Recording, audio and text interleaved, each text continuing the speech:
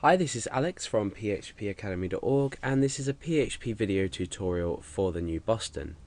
Now in this tutorial we're going to be connecting to our database, but we're going to be using a class to do this, and we're also going to be using a constructor to initiate some variables first of all when we initiate this class, or when we create a new instance of this class. So what we're doing is we're taking a few things that we've learned already and we're applying them into a real life situation, or a real life application rather. So the first thing I want to do is obvious. I'm going to create a new class. So this class is going to be called database connect. So let's open that up into our block so we can start writing what we need inside of it. Now the first thing we need is a constructor, and what this is going to do is it's going to take the host name, the username and the password, and it's going to apply this to a method inside of our class. So we're only working with one class here, but we're using a constructor first of all to take in some variables, and then what we're doing is we're using a method inside of our class to actually connect to the database. Now if the database connects successfully, we're going to return true, and then in the constructor we're going to take this value, we're going to return either true or false from the method, and in the constructor we're going to pick up on either this true or false value and then echo if we've successfully connected or if we haven't. So it's a bit of a long way round of things. However, what we're actually doing is practicing. That's the main thing, we're practicing. Okay, so the first thing we need to do is create our constructor. So I've got here, I'm going to say public function 2 underscores and construct.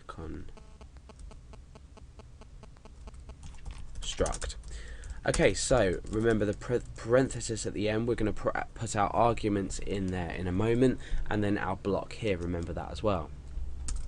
So if you don't remember what a construct does, let me just demonstrate. Let's just echo out hello. Now let's come down here and create a new instance of our class by saying connection equals new database connect. Now what this does is as soon as we initiate this class, as soon as we create a new instance of it, this code inside this block will be run. That's basically what we're looking at when we see this constructor here. So you can see that we've run the text hello. However, if this was to be a normal function or normal method, we wouldn't automatically echo anything out. So let's get rid of that, and let's get rid of that. Now we need to think about what parameters we need to pass through into our class as it's created. So we need the DB host, which is the database host, and you can name these anything. I'm just calling them this because this is what I'm used to. DB username and DB password. Okay, so let's give this a test. So let's echo out the DB user, the DB host, sorry. I'm going to append a break onto that, and the DB username, append another break onto that, and the DB password. So we're basically now testing when we create the new instance of our class, our database connect class, we're testing that the parameters are being sent through correctly. So let's say connection equals new database connect. Now in here we need to supply some parameters. If we don't, you'll see that we'll get an error. It says here blah blah blah, missing argument 1, 2 and 3, and then we've got an undefined variable in here as well. Because we haven't supplied the arguments, these are all undefined variables, and the argument error came from here, which you can see missing argument. So let's supply it with the arguments that it requires. We've got 1, 2 and 3. The first one I'm just going to say localhost, and I'm going to say root, and I'm going to say password. So let's go and refresh, and you can see that that's simply taken the constructor and it's echoed out the arguments that we've passed into it. So we know that that works now. Can get rid of this. Now what we're essentially going to be doing here is performing a check to see if another method returns a true or false value. Let's go ahead and create that method now so we know exactly what we're doing. Now the method is going to be called connect, and inside this method we're going to be making use of the MySQL connect function. So what we're essentially doing is we're saying if, and we're saying MySQL connect, and then we're supplying it with a few arguments in here, which are going to be gained from inside here. So it's getting quite complicated and multi-level now, but hopefully by the end of this you'll understand what's going on.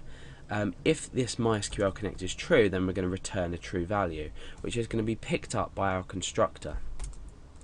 So we've created the skeleton outline for our connect method. Now let's go, let's apply these parameters. So it's db host, db username, and db password. So what this will do is this will allow us to feed in some parameters or arguments into this connect method, and we're going to do that inside our block code here. So what we're going to do is we're going to say if this, and inside this connect, then we're saying db host, db username, db password. If this is true, do something, otherwise do something else. So in here I'm going to say if not, if this doesn't return a true value. So if the connect doesn't return a true value, it's safe to say that the connection has failed. So we're going to put connection failed. Otherwise, we're going to echo connected to, and then we're just going to display the database host that we're connected to.